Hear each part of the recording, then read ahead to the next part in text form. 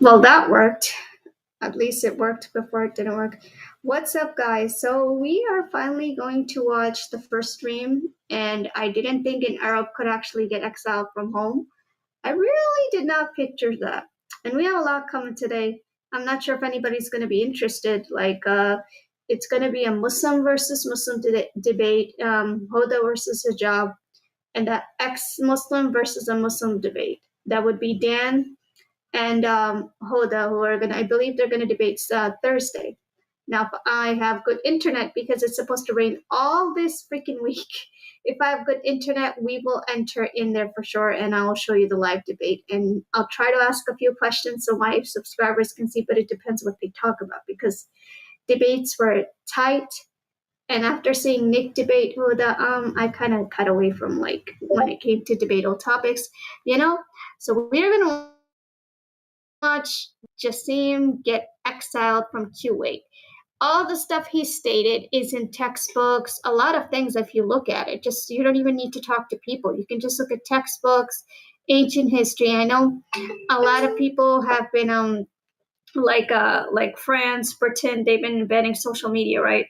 I'm not saying it's a bad thing because I can live away from my internet and start reading books, watching movies. I do that sometimes away from my telephone too, just get into movies, right? So I'm not saying that's a bad thing. For me, that's personally a good thing.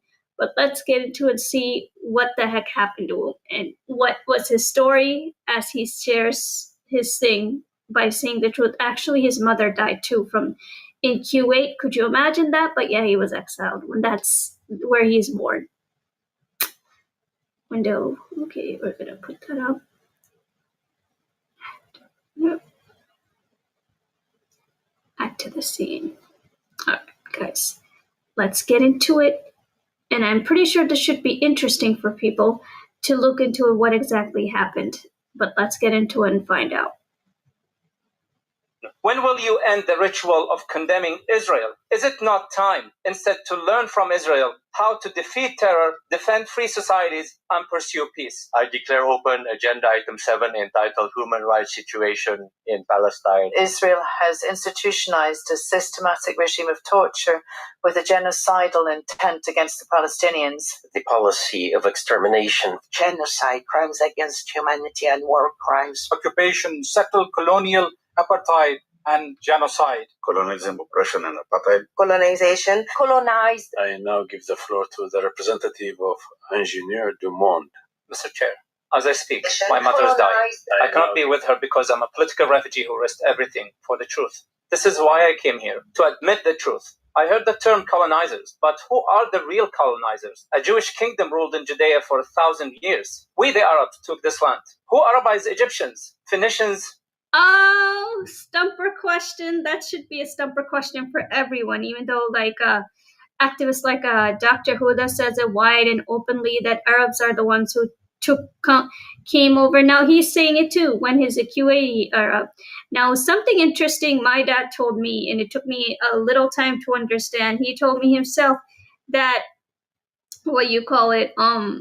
Muslims lived in places like South Asia before Islam even arrived. So that would be with people like the Afghanistan kingdoms, Iranian kingdoms, Hindu culture, and Farsi culture, and Indus Valley. Because I didn't picture Pakistani had actually monarchies too. They do. So they all come from one tribe, and similar language, similar looks. Everything to the culture. They're not part of Arab culture.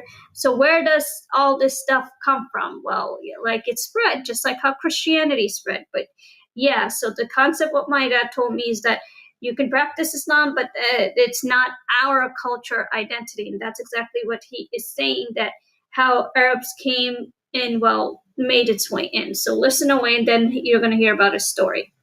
Persians and Amazighs. It was us, the Arabs. So why does the Council enshrine a lie by keeping a permanent agenda item on Palestine while ignoring the indigenous heart of Israel returning home? Let us be clear, who is actually defending our sovereignty? Today, Israel is fighter for peaceful nations. freeing Gaza from Hamas and saving Iranians from the Islamic Republic. What Israel is doing to the IRGC is a gift to humanity. There are 57 Islamic countries and only one Jewish state, Israel. Despite the ongoing hateful desire to eliminate it, Israel has not only survived, it has thrived. I don't believe in miracles, but this is one. So I ask the UN, when will you end the ritual of condemning Israel? Is it not time, instead, to learn from Israel how to defeat terror, defend free societies, and pursue peace? Today's guest is one of the most courageous voices in the Arab. And now you're going to hear his story, pretty much what happened to him. And I believe a portion of his story is also on his Instagram, that why he was kicked out of Kuwait when he's born there. But he's no longer allowed there. Could you imagine that? But yeah. World. JASIM Al-Juraid is an investigative journalist, political analyst, and former senior executive from Kuwait who paid an enormous price for speaking his mind. After publicly challenging radical Islamist movements, advocating for peace with Israel, and exposing extremist networks, he was fired, targeted, sentenced to prison, and ultimately forced into exile. Many people around the world recently saw his viral speech at the United Nations, where he challenged some of the most deeply entrenched narratives about Israel, the Middle East, and the future of the region. Today, we're going beyond the headlines and hearing the full story. JASIM, welcome. Thank you so much. It's very good to be here with you guys. Millions of people have now seen your speech at the United Nations. Before we discuss your background, take us back to that moment. What was going through your mind as you were about to say that speech? Well, Dan, this is not a very organic moment for me. I've been doing this for a while in Kuwait, but at the UN building, where me and Hillel Neuer, the executive director of UN Watch, we were talking about the impact that we want to leave in this world. And then one of them is, I wanted to tell the truth, about the existence of Israel in this region. It did, because he's not lying about that, because this is what I say, even though me and my father have gotten into many debates, it's not like they were never there. They've been there, because that's a historical question I asked my own dad. How is this possible? Because you said it yourself that Judaism was first and all these things first. That doesn't mean the Jews were never there, because then all the narratives, they have to connect. People don't like to connect the puzzle pieces. That's exactly what my Jewish friend said.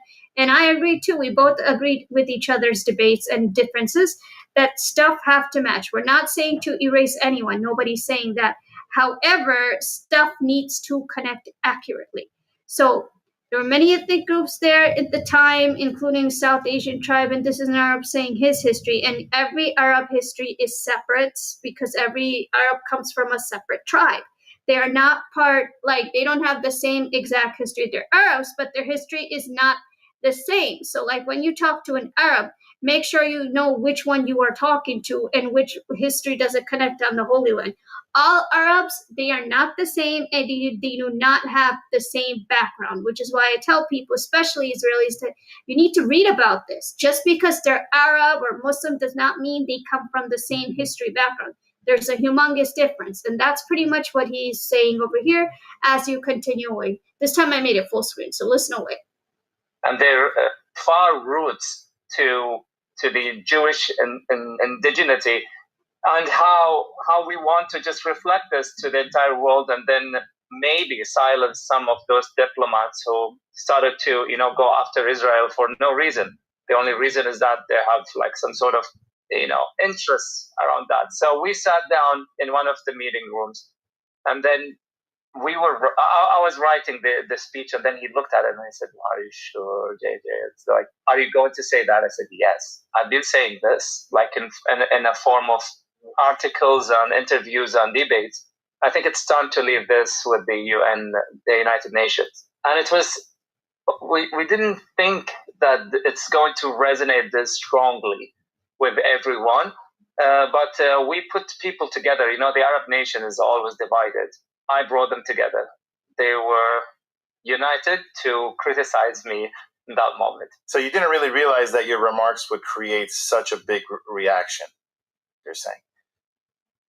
I just connected Claude to Airtable, and now I have this content strategy agent that manages my entire content pipeline. here's how it works. So Claude is my thought partner. Every week, Claude scans Reddit, Substack, and well, you never know. You just leave the truth out there, and then if this truth went viral, I'm worried about this world.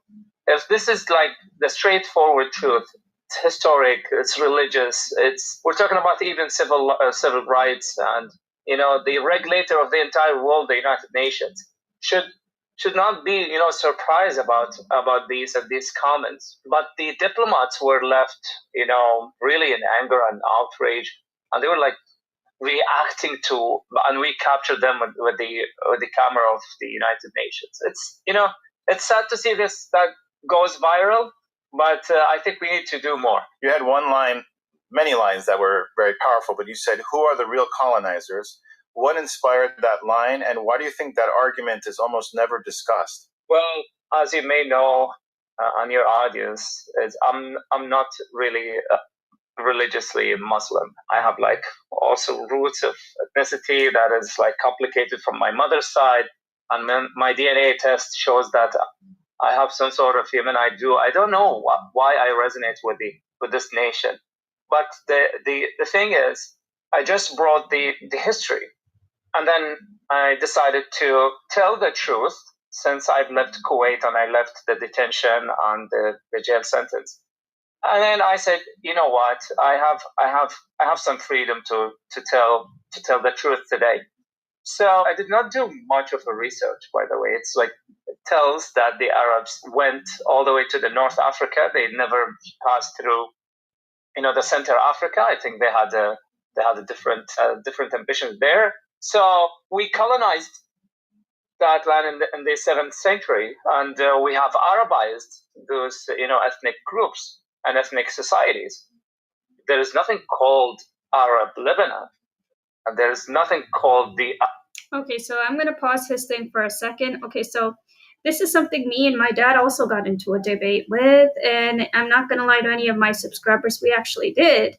And I'm like, how can Muslims exist when Islam didn't exist? And he's like, just because I'm like, do you know when Islam came into the picture? Because me and my dad got into a lot of political debates. I would say once in a miracle he was right, but that's another topic. How he was right, that's another day stream. But like how he told me that the people were still there before religion arrived, that doesn't mean that the people were never there. They were there, just like Christianity isn't an ethnicity.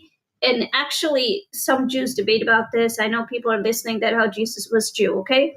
So Arabs were an ethnicity, but they bought the religion, okay? So this is what Muslims have trouble with. I'm not going to say wrong, that your cultural ethnicity is not your religion. Religion is something you practice to have a religion, but it's not your cultural identity. For example, like not many people today, and I'm going to be sitting with this guy in Amwick. I'm going to be having a platform with him. Not many people know that what is the Coptic culture. And Coptics are technically considered Egyptians and some portion to Christianity, and they're considered Copts. That's the short name for them. Like Jews for Jews, Coptics are Copts.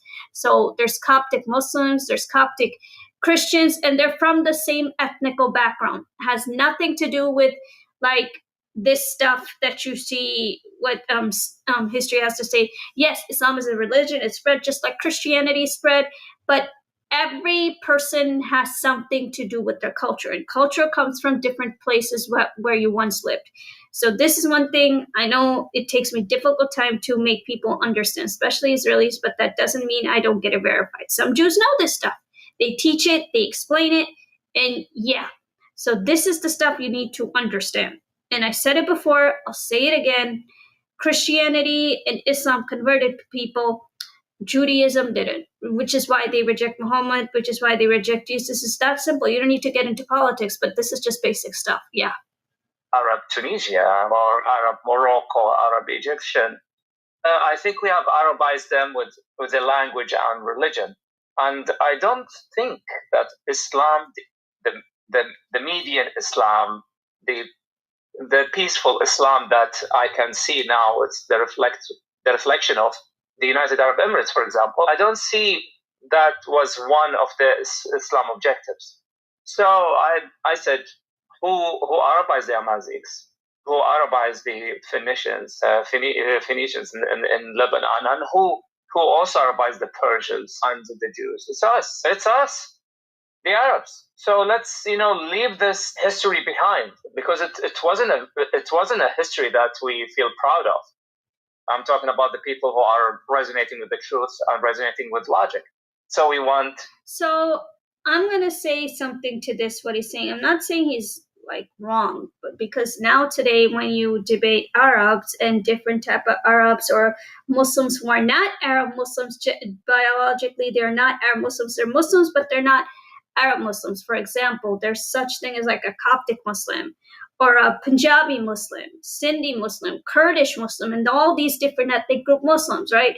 They have nothing to do with Arabs. So when few Muslims, and you're probably going to see this Tuesday in an X platform, Muhammad Hijab is not an Arab. I'm not even sure he's UK, but he's not an Arab Muslim from what I know. He practices the Shia tribe Islam, but he's not an Arab. So 90% when Arab Muslims like debate other Muslims, yes, they don't get along. It's not like they're bad guys. It's because of the cultural differences and the background. Not 90% of the people will all agree with each other because the cultural differences and the background. So when you have all these different practices, not many people agree to it, even though some Jews don't understand how this is what it is. Well, that's like saying Nazi Germany was what it was when it did the war supporting Hitler, even though some Christians take Hitler seriously and some don't. That's like saying Nazi Germany was the only form of Christianity, or how Russia became Orthodox Christianity throughout time. That's the only form of Christianity. No, there's a difference between freedom and what's the perfect word? Not communism, nationalism. Yes, nationalism, where you don't give people rights. There's a humongous religious difference between that people do not want to accept or understand, but that's a fact. Later, these changes came throughout time. Israel to thrive, and it's not only JASIM who said that. There are a lot of activists again said that in the space of social media and the debates on like very, very remarkable platforms. Oh my God, I can't stand it. I want this thing to go. Hurry. Thank you. So I think I'm one of them, but I'm too political in that sense. I have a different voice than the other friends out there. I'm political. I'm a political analyst. I ran for the parliament in Kuwait, and I was a writer for almost 8 years before I was expelled. You also said that Israel is helping save the region from Hamas and... See, he said it. He was expelled from Kuwait. And I know not many people know this stuff, and not many people researched it either. He's a journalist himself, and I said it before, I'll say it again. In fact, I was shocked to see it myself. That is, how many Muslim journalists are there? I have like a list of their names saved, because now today you're not going to find their names on Google. It took me at least 7 tries to make AI ChatGPT understand that. Please give me names. If you know any names, I'm going to look them up on Google somewhere, where are they from, what's their background, things like that. And I would say at least there's like 10 names, forbidden journalist names, that got killed throughout time or exiled just for exporting the narrative. So what he's saying is nothing new. It's just not many people know about that. The Iranian regime, why don't people see that more clearly, especially now with the Iranian regime? Why do you think that people don't see it, that even though it is so clear? Let's be a little bit positive here. They started to see it, It's when you see the Iranian regime, the mullah regime now attacking Kuwait as one of the main targets, and this is my country, and I see my country is getting destroyed, and Israel is flying over Kuwait and destroying the targets, destroying our shared enemy. This is also another light that we want to shed in the social media. When I was in Kuwait, my words did not resonate, because I was speaking the future at that moment, and they did not accept it as is. They said that if we're gonna have peace with Israel, is going to be like we're gonna be the last people to normalize our relations with Israel, and I was disagreeing with this fundamentally. let's say. So today. So he's not the first Arab Muslim who disagrees with this. There's many who do, and let me explain why. Because 90%, especially after the 1900s, there has been a lot of Muslim damage in the country, which what my own father is against, due to the military rule and military narratives and their problems in warring. It has not brought anything good to the lands other than corruption, geopolitically, economic loss, a lot of things lost, other than taking away people's rights. It also brought economic loss and loss and loss while the military is getting rich throughout time, throughout wars. So that's what he means, that it's 2026, it's time to want, but apparently not. And that's something me and my dad had a debate on. I'm like, how are we ever going to have peace until the military lives in the Muslim lands? And he's like, unfortunately, it seems like there's no hope until they live over there. They're going to keep encouraging wars, which is what I don't understand what America's doing. I said nothing during the Taliban days. I was young. I said nothing for Saddam. I said nothing for all these wars throughout time. I am going to say something now. It seems like there's a freaking pattern over here. Keep funding the wars, play bombardment back and forth, and it's the same ending all over again. What's the cost to all of this? Honestly, I see nothing to it. And honestly, I see, are we ever going to step forward? Hey, the mullah regime is our shared enemy. Kuwait, Emirates, the GCC in total. I don't want to get into the politics that much or dive deep in the relationship between the GCC countries, because we're not the same. We have totally different, history and cultures. But Israel did not harm Kuwait ever in our time. And there is one, maybe I just wanted to, throw this in your channel. There are a lot of people that don't know about there is one decision that one of our emirs, his name is Sabah Salim, has passed through the parliament, we call it an order, an emiri order, to declare a defense war against the Zionist terrorist groups. So they were like those, radical religious everywhere, who Ishaq Rabin died, and he was killed to defend Israel from those groups, and now they are in jail. So I said, guys, then Israel fought our fight, and we need to really take this out of our constitution and have a new project, a new constitution, a new study. And then Kuwait has to also be agile and flexible and, join the international panel and the regional stability projects. They did not resonate. This project did not resonate with my people in Kuwait. But later on, when I shared one of the investigative reports talking about the Iraqi and the Saddam and Arafat's invasion on Kuwait back in... Okay, yeah. Before he continues that part, I remember I said that people don't like to read from the monarchies to the militant nationalists. Saddam, it was a militant nationalist, okay? Military ruler nationalist. As much as Israelis get this confused, that they're political ideology, they're not a religion. Okay, that's another day. Monarchies believed in freedom. Monarchs did. Monarchies believed in freedom. Militant nationalists, just like the Nazi Germany, they believe in no freedom. So once they rule in your parliament, I'm talking about the militant nationalists. Once the militant nationalist soldiers rule in your parliament, they're another story. They have another perspective, whole different views. So when this guy is going to talk about peace, they're not going to understand because they want to encourage the war narrative. So when it comes to the war narrative, meaning peace means end of their whole scripture in the Middle East, and they want to be connected to, let's see, just like how he's about to bring up Iraq. Yes, Saddam caused the Iraq war.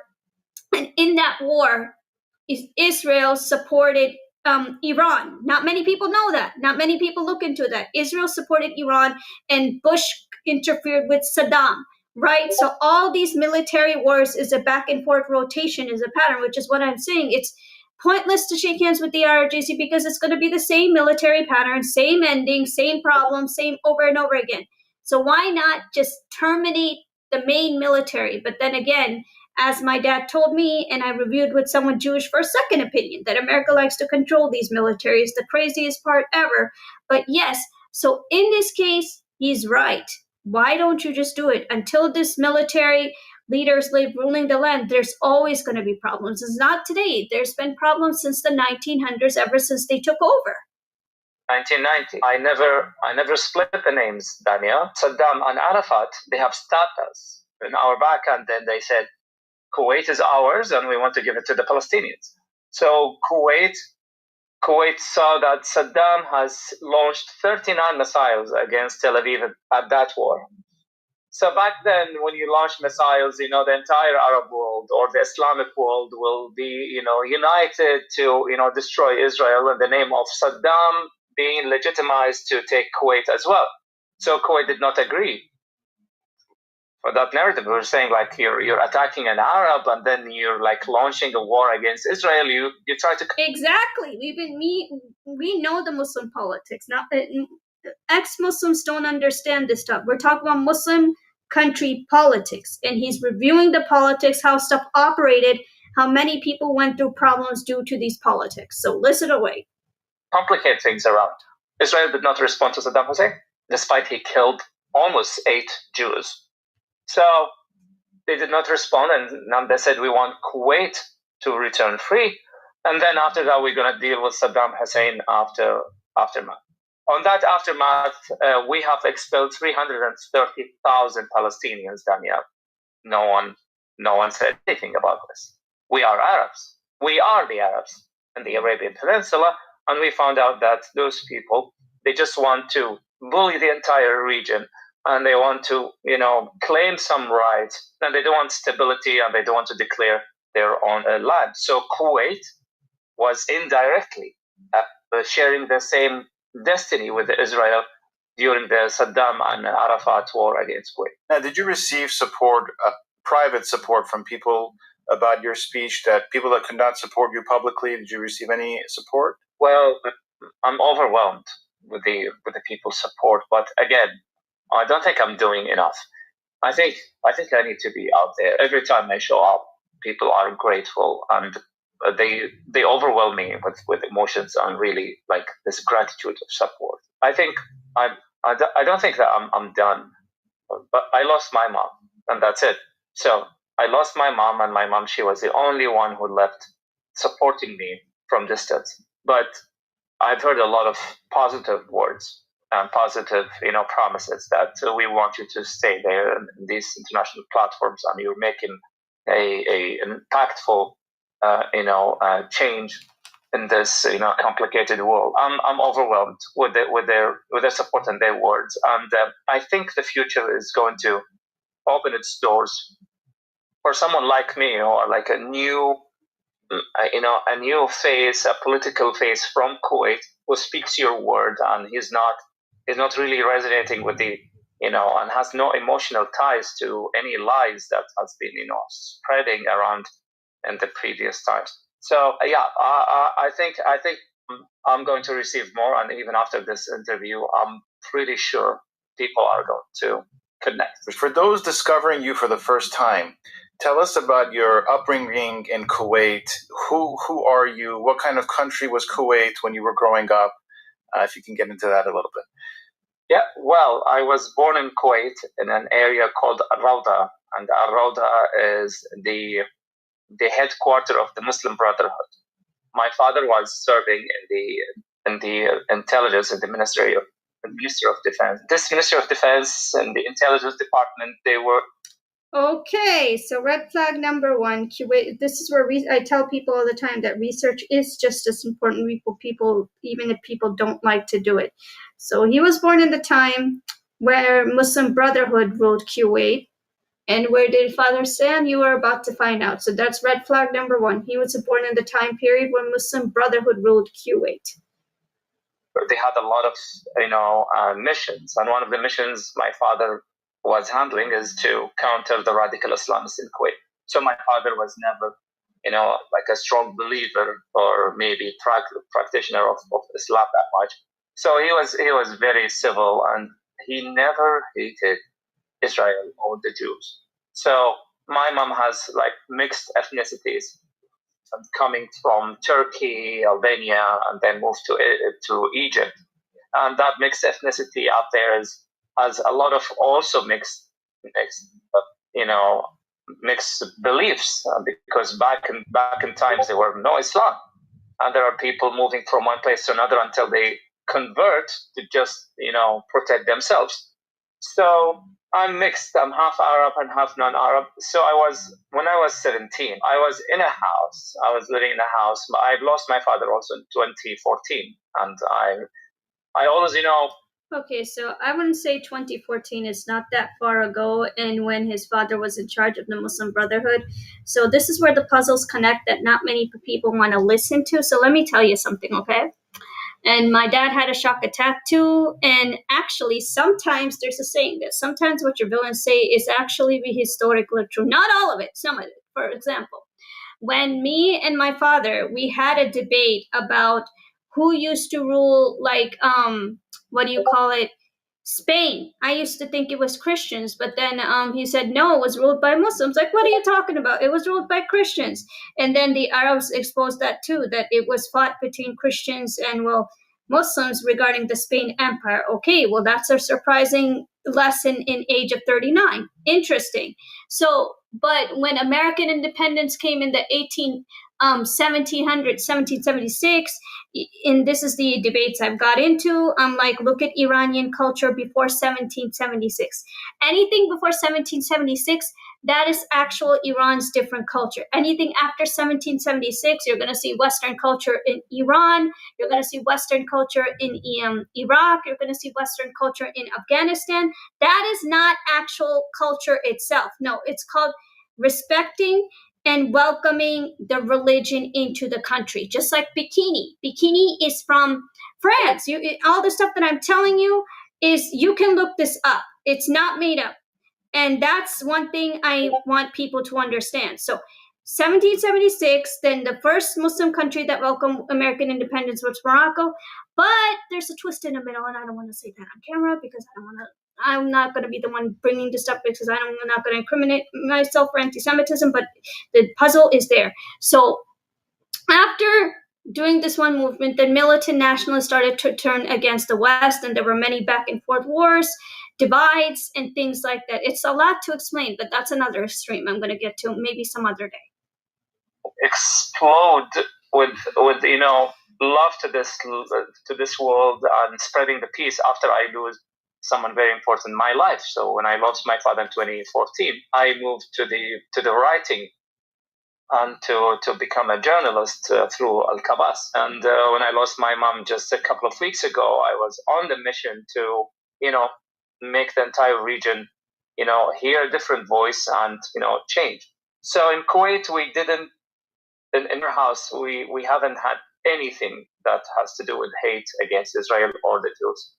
So I was secular. I was in a secular house, and I wasn't really Muslim. I wasn't really any other I didn't believe in any other religion that is around Kuwait, which is Baha'is, Christian, and Muslims.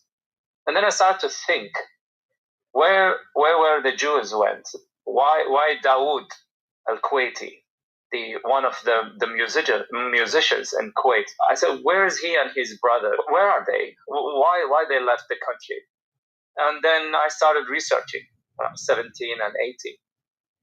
Has Kyrie texted you back? I don't want to talk about it. How was the math test? Don't want to talk about it. Researching back in 1998 is not easy. You need to go to really libraries and then... Well, of course not, because in 1990, like I was saying, it's so before the birth of even Jordan, before the birth of even Pakistan, even I'm surprised at how my dad knows this stuff. When Pakistan itself came in 1947 and Israel came in 1948. So after the American independence, even though Saudi Arabia is old, Moroccan's just as old, all these nations welcomed the West independence. But where does that divide come from? That's what people want to know. Where does all this militant divide come from? It mostly comes from, I'm just going to give a preview of it. As far as I was studying, people can look this up too for their own personal time. I don't like to talk about this on camera because it is not my spot for it, at all. I'll just give a preview. If people study, when did away from biblical teachings and religious teachings, when did the Zionist movement take place in America, and the only thing Google showed me was in the early 1800s, and that's when the birth of evangelicals came to, sometime in the 1800s, right? So after welcoming that, all these militant nationalists went against the Americans, just why, things like that, and then slowly erased the West culture from the Muslim countries, and the story has not changed, I would say, since, and the increase of hate then just kind of like grew, and then all these scriptures were it was Muhammad, it was this. No, man, just put the numbers together and you'll figure out everything. And I just put the numbers together, and I'm telling everybody, this is it. After welcoming all this, and especially the state of Israel, all these militant nationalists just started to turn away from the West, and the Jews who actually lived in the Muslim countries were, well, exiled because of these new announcements, and then a back and forth of involvement, like the war with Saddam Hussein. America got involved, and that created problems. Then other wars too. So yeah, the story still continues today by adding a little puppet of the IRGC. Hey, why not? It's a maze, but a lot to understand. Ask questions, and you need to really be selective even to whom you want to ask, because they might send something and send some signals to the government or any security departments to take a look at this guy. He started to get into the politics of the history. So, and then I started writing for Al-Qabas ever since 2015. It's only a couple of weeks after my father died. And then I continued my career path until I was lately, before I escaped Kuwait, I was the senior vice president of Kuwait Financial Center. So I was successful in my career path, and I was very comfortable financially. And then they said, JASIM, you can't stop talking. Just stop writing anything, because you might lose everything. I did not really understand what does that mean, because in the times of Sheikh Sabah Ahmed, the secular Emir, the one before the last one, he was very secular. And every time he gathers us, the journalists, he's trying to share some wisdom. And he said, look, Jasim, come here, Fuad, come here. I want to just let you know that you're talking about Israel. We have no problems with Israel, but try to stop. Because if I die today, someone else will go after you. We were young, Daniel. I said, this guy is like getting old. I don't get it. We're all Kuwaitis. What's going to happen to Jasim? Jasim is an original Kuwaiti. So what's going to happen to Jasim? And now you know it. So he died, and then they went after me right away, and they expelled me from Al-Qabas because I called for an invitation for one of the Israeli journalists to come to my house one day, and they outraged, and they think that this is the end. So like inviting a couple of Israelis to his house for greetings, a welcoming, and that was published on media for welcoming Israelis and while talking to Israelis. And a couple of other connections he got. So yeah, he was, exiled. Then they planned a huge campaign called, unsubscribe from Al-Qabas, because Al-Qabas is a profit organization. So they unsubscribed, 50,000 people unsubscribed from Al-Qabas just to kick this Zionist out of Al-Qabas. And then I started to debate because I had no voice. Culture canceled project against me. And I said, you cannot cancel me in the realm of social media today. So I started debating people around about Israel. And I said, the biggest Zionist book alive today is the Quran. Quran has mentioned Israel 43 times. The Quran never mentioned any Arab family or ethnicity of Arabs. It only mentions the Jews. So who's Zionist today? Because of the interpretations, okay? Even though the Bible itself, it does mention the Arabian Peninsula, and it just shows like a portion of Arabs, right? And one thing I say all the time, it's not the text, it's the interpretation. Like today, I got the weirdest question of all time. I got a question from Suraya Dean when she asked me, like, who was Muhammad's adopted son? And why did Muhammad get married to his wife? So now in social media, like, oh, look, Muhammad married his son's wife. Oh, Muhammad married his son's wife without understanding the concept. So I'm like, Soraya, you really want me to research this for you? She's like, yeah, I want to know. And she's a Sri Lanka Muslim. So according to sources, when I didn't even get deep, I just took an estimated prediction, just an estimated prediction before I even started digging.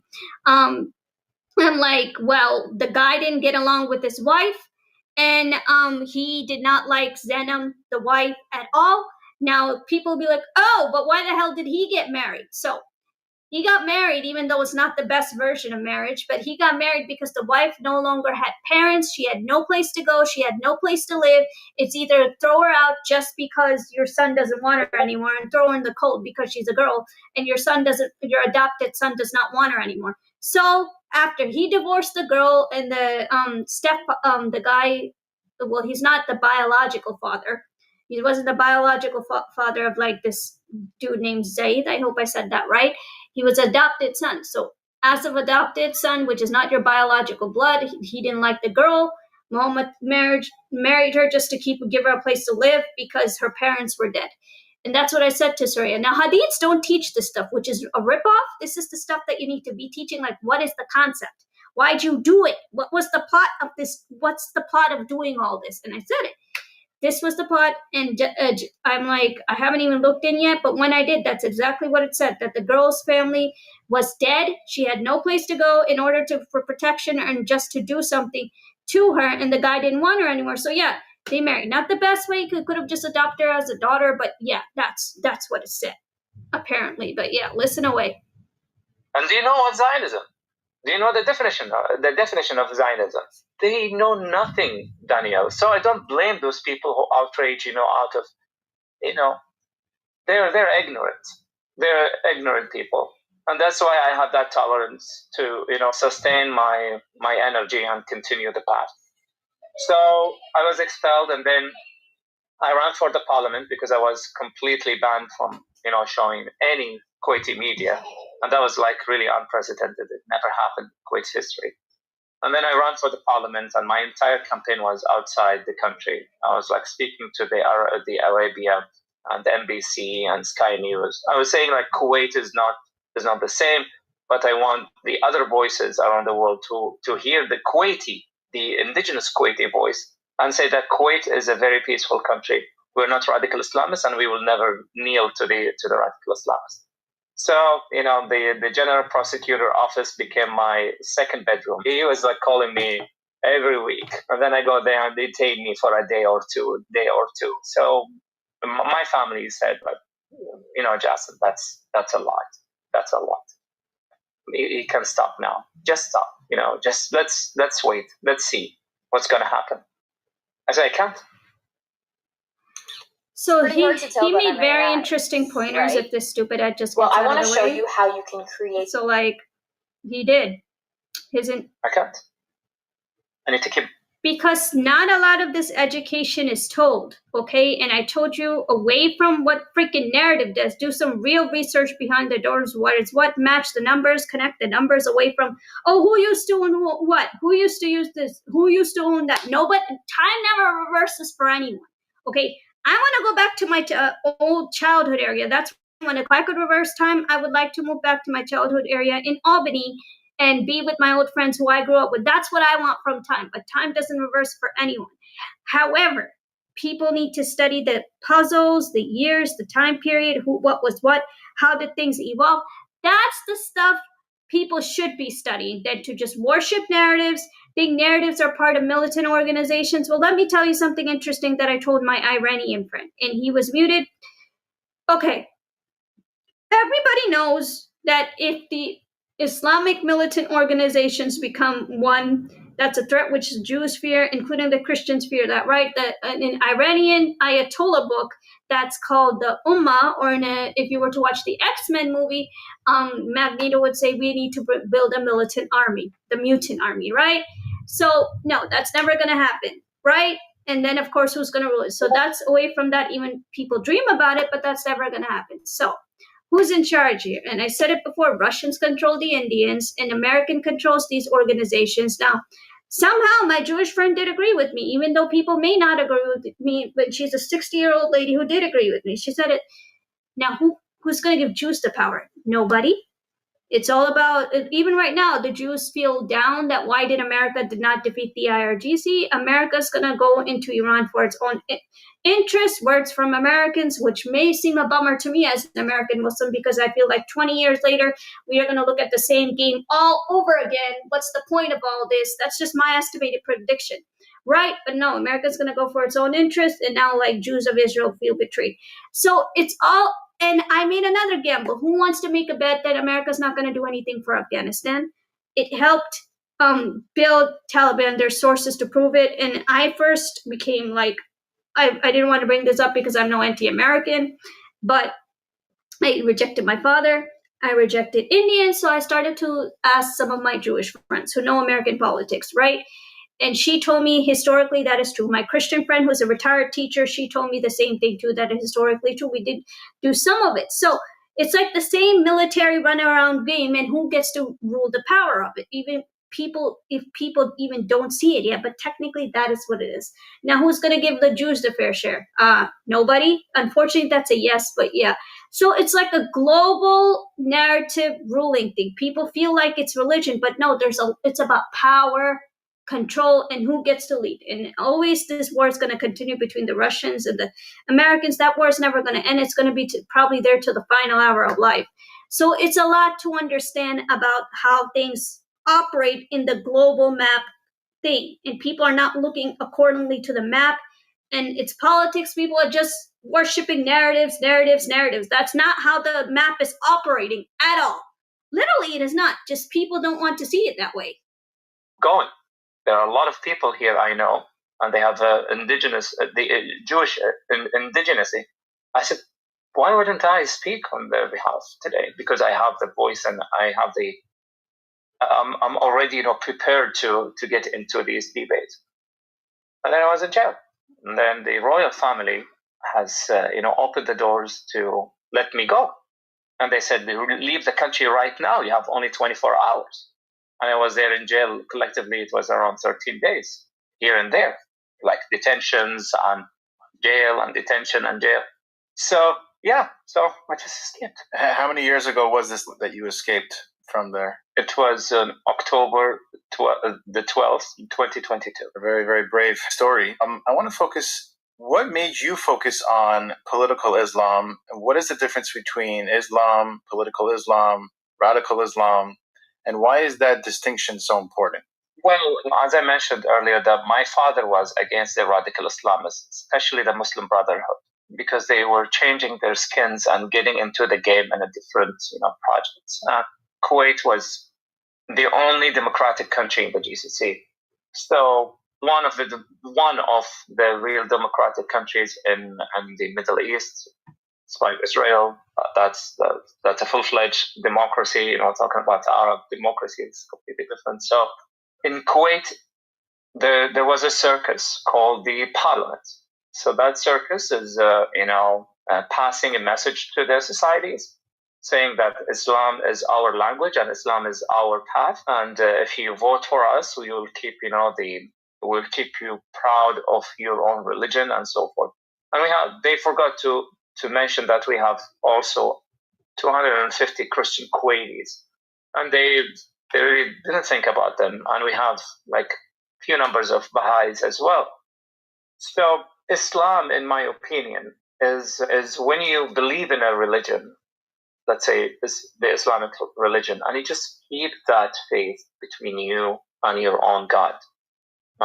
He's right, because that's how I'm raised. I'm raised the same way too. I don't think anybody in my family, farthest of far, retired of retired, we are not taught to bring religion into other people and what they believe in. We don't even ask this question. Me, for example, I'm not going to compete with anyone. I'm just going to use myself. Then for me to compete with anyone.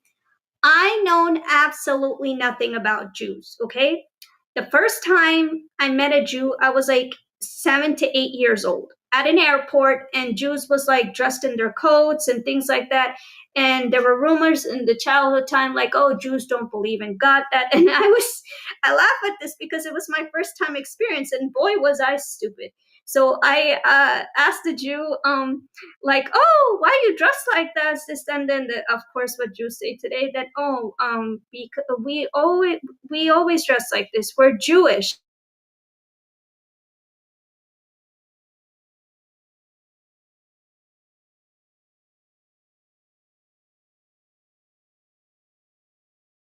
Right? And my mom felt so freaking embarrassed. She's like, don't ask those things. That is so wrong. So after that time period being that stupid, my mom's like, no, I can't go on like this. I'm gonna have to tell my kid a little bit who the Jews are in a specific manner so they can survive tomorrow and don't act stupid in front of them. Rather, they meet them in their 30s, 40s, whatever. Eventually, at some point, you're gonna meet someone Jewish. So, and my mom is the one who educated me that the Jews don't like Muhammad. Jews don't like any of the prophets and things like that, right? For that, in the age of 39 today, it doesn't really bother me because my mom already told me that they don't like Muhammad or any of these people. Neither do I ask them why don't they. However, those who grew up in these countries, especially after the militant nationalist takeover, they don't think like how he thinks or I think. They come a whole different dimension. That if you look at today in 2026, Muslims are dressing into like military uniform, and then to remember their cultural identity. Well, that is a little bit false in my opinion. You should always remember your cultural identity in some ways. Where does it come from? You know, it's who you are. So like, I'm Western literally every day of my life. I wear Western clothes more than I wear my cultural clothes. But once in a blue moon, I wear my cultural clothes. And I feel proud about it, and I have no regret. This is my second version, and I am not going to erase it for anyone, you know? But people don't look at things like that anymore. It's really, really different. And it's scary for your children in some ways. But yes. Whoever you believe in. But once you take this belief and started to, be outspoken about it as the only truth in this world, then you started to become a radical. And you started to, audit people around you and watch them.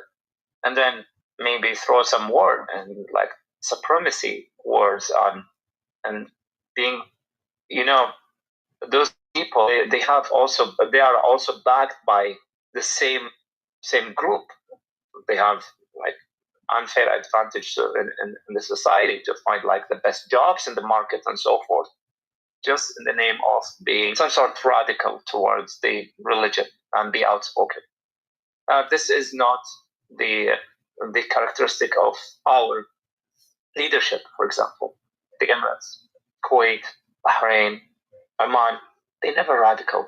Those leaders, they know exactly, they have wisdom, and they know exactly that there is a silence bomb in their countries, and one of them was Kuwait. And let me talk about Kuwait now in specific, that Kuwait has gone through a lot of regional instability. Kuwait was one of the countries that tried to shape up the political realm of those changes. So that's the Islam. If you just keep it as a faith for yourself, you don't even embed it on your kids or enforce anyone of that faith. That's. I mean, he's right. I'm not saying he's wrong because I'm raised the same way. What am I going to tell somebody Jewish? I come from the same standards as he does. I mean, what is a religion? What is a religion? Okay, my lifetime question: what is a religion? Okay.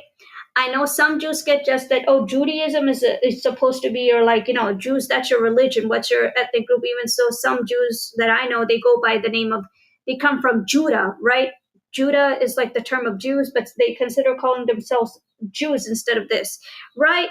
So my point here is what he's saying, exactly what I've been saying for years. What? You're praying, pray it in your house, or go to a mosque, go home. Don't disturb anybody else. If they want to be part of your event, that's great. I've invited many non-Muslims to like my Muslim events in a mosque. Some of them come, some of them didn't come. It didn't matter to me, and I've invited them to weddings too. You do Ramadan, you do it for yourself. You pray, you do it for yourself. Stop making this thing into a movement that everybody needs to be a part of it. That is not historically true. I know me and my dad had a debate like, he wasn't really extremist, but he did know some politics. Let me and him had a discussion about that. Okay, the last word, something's going to happen, this here. Okay, and that's what I told my Jewish friend. Even though it's not the best message, but it is, stuff has already happened, what the book said. Now, how it's growing is how people are operating to it. Like the militant organizations, the book doesn't say to kill Arabs, but the militant organizations are against each other. Militant organizations, you've seen rockets fire at Kuwait. So these are all things, time to time, how people are operating with this stuff. Even though the book doesn't say, but people are operating very, very differently in how they're responding to the message, what it actually says. And this is a big impact in society today that people do not want to see it, but yeah. The Islam we're talking about, okay? The Islam of you have your own religion and I have my own, and we can live together in peace. And that's exactly what the Emirates is doing. So if the Emirates example is the real Islam, I think half of this world would be Muslim. But unfortunately, the problem that today is that they call Emirates as the upstate state. So, and then we're confused. We're saying like they all pray, they all fast, they all like they're proudly Muslims, and they speak highly of their values. What changes? They thought that being closer to the international panel, the first world countries and Israel, is taking them out of that threat. So this is where the political Islam gets in the picture. So they want to write policies in the name of their faith, and they wanted it to be only tailored and custom to their own belief. So they don't care about those Muslims who are not really practicing. They're secular Muslims. They have the faith in their. I said that before. I think I've told this to Israeli more than 20 times that these people, they do not care about the ex-Muslims. It leaves. It has nothing to do with it. And I've said this over 100 times to many Israeli. What does it care about? It cares about the Muslims who speak against the narrative, or Muslim says that we do not feel this is right. That's what their war is against. That, okay, you're not obeying to this rule. How dare you? And this is not suddenly today. This is not suddenly in the 1900s. Many Muslims disagreed with some of the rules. And that's even in Christianity. When Christians argue with each other due to different practices and things. I sit on spaces all the time. I go muted. And one time, I know I asked a historical question to someone Jewish. And after 5-6 months later, for the first time, she actually did agree with me. I didn't think she would, but she did. There's many Jews who are against the anti-Zionist narrative. They don't believe in the Zionism narrative, right? And my Jewish friend said, okay, you don't have to believe in the Zionism narrative, but why does every single Jew has to be hated? Okay, it's different. It's from a different background, different practices, like Nazi, the state of Israel, everything. For example, if one Jew says, oh, India is my ancestral home background, India comes for me first. But you're still going to remain Jewish just because you look at India first, you know? So these things throughout time, they matter and they affect people and how you operate in stuff today. Of course, all this counts, because if it didn't count, you wouldn't see any differences in debates today. And I've seen many people the debate that's coming up tomorrow, Muslim versus Muslim, Dr. Huda against Muhammad Bijab. Trust me, they're going to be yelling like crazy. I've seen Christians debate like that, and yeah, I'm not going to say his name because I don't want to offend anybody, and I don't get into this political affairs. It's not my place. This Nima dude or whatever, something people are getting. Differences are the things you need to look into. What's your background? And I said it before, I'll say it again, not everything is going to match. Whether you like it or not, it's just not going to. Art, but they don't want to really expose it or maybe take it as one of their maybe lifestyle decisions. So that's this is how we distinguish between Islam and then radical Islamists, where they use only radical verdicts, which Mohammed bin Salman, like the militant version. I was in a space with him one time, and he's the one who actually told me about Mohammed bin Salman. me and him sat in many spaces together on Twitter, and he told me a lot of the Arab politics, that how once upon a time that Saudi Arabia was no different. It was due to the appearance of Mohammed bin Salman, and he had different visions. So Saudi Arabia started to cut away. And Saudi Arabia was actually the first country to tell the Americans what the Muslim Brotherhood actually was and why it should ban it. And well, yeah, all these countries have their different backgrounds in the Arab world, and they have their differences, which he's correct about. You're not going to see 90% of the Arabs get along. If you sit in Arab spaces, you monitor what they talk about, 90% they're not going to agree to the same thing. A couple of years ago said we are going to cancel a lot of this parallel, source of Islam, hadith they call it. He wants to cancel around 55,000 hadiths, and he wants to keep only 100 or 120 at most. So just to rule the country in a peaceful way. So there are a lot of reformation that the Muslims and the Muslim leaders have they did not really focus on this. They really neglected it.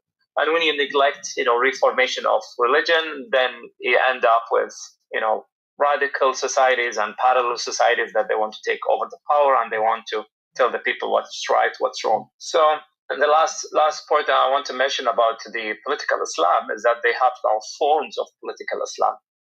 There's a political Islam that is lenient towards the Sunnis, a political Islam that leans towards the Shias, and then the Shia and Sunni now they started to collaborate under what I called it in my recent articles, the House of Political Islam.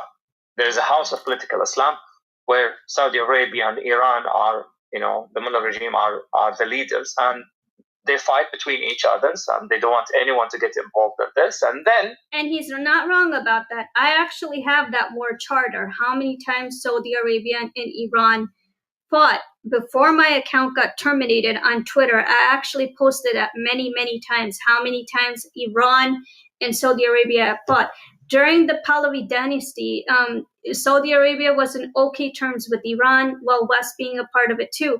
It wasn't as critical as it was with the Ayatollah. Saudi was in simple terms with the Pahlavi dynasty. Yes, they had their disagreements about their vision. That's another story, but that does not mean they were never in okay terms. No, they were. The first war of Saudi Arabia started when actually Ayatollah did take the lead. And you just got to read your way down what happened, how many wars they got into. Read away. And I'll explain a lot. Is exactly what he's saying. If you come and you want to take someone out, let's say Saudis wants to take you see that you're going after the Mullah regime, want to take them out. Saudi Arabia gets involved and say, this is our league. Man, without them, who are we? We don't have anything else to offer to this world, and we want you to keep them so we can have this fight forever. And who are the victims? The normal people and the region stability. So that's another level of political Islam, is where the state takes the power and tries to control the narrative. Now, why have groups like the Muslim Brotherhood become so influential? I know that they're banned in some Arab countries, but it seems like in the West, they're becoming more and more influential. Why do you think that is? It's a soft invasion, my friend. You have a welfare that is ready for them to fund them and protect them and support them forever. And they came through a program called the refugee program. So you are a refuge from the Arab Muslim countries, and you want to bring and bridge all those values that you have created and destroyed those countries with, and you want to bridge it to the societies of the first world countries, which is the last best thing that left in this life, and you want to destroy it with their money and with their influence and with their useful idiots, which they are now living in an identity complex. They don't know what's their identity. They left their culture. I've been saying that forever, even though some people don't understand that sometimes, for example, when I posted my picture in my shalwar kameez, and some weirdo Pakistani just looks at me, he's like, ew, that's not your Islamic clothes. I'm like, you're right. Islamic's not supposed to be a culture. That all that stuff is in Arab countries. this is my cultural identity when I'm wearing or whatever, like whatever fashion style I was wearing in the photo. And Islam is just my practice. It's not my cultural identity. Exactly what I've been saying for months. Okay? Your cultural identity comes from the country. Yes, like for example, when I wear pants, okay? Pants is not Pakistan's cultural identity. Pants and bikinis come from Western culture. But you are allowed to wear some Western clothing in the country. So when you see in places like Iran, Afghanistan wear these clothes, that's because they welcome the Western culture into Iran. So you were allowed to dress like that. There's even a number record of Iran and Afghanistan. When was the Western culture welcomed? That's not Iran's culture clothing itself. Culture clothing itself, you type it and you're going to see a lot of things. I believe in Iran, when did the Western, around like mid 1700s, when it was completely new. It welcomed it, yeah. And then they saw those people who are adventurous, and those adventurous people are like, you know, they encourage them to get involved in life in a different way. So unfortunately, those useful idiots in the West, they started to speak very highly of things that they don't know anything about. He's right. The Arab countries been warning the West for centuries that you really should not make yourself a victim a part of all of this, but the West did not agree, but listen away. Couple of debates here in Canada. When I see like a rally or like a parade screaming with all those drums here in Canada, it's a nightmare when this happens. And I cover myself because they know me, and sometimes they call my names in those parades, and then I had to just leave the area and then let the RCMP know of everything that happens to me, because this is what I should do.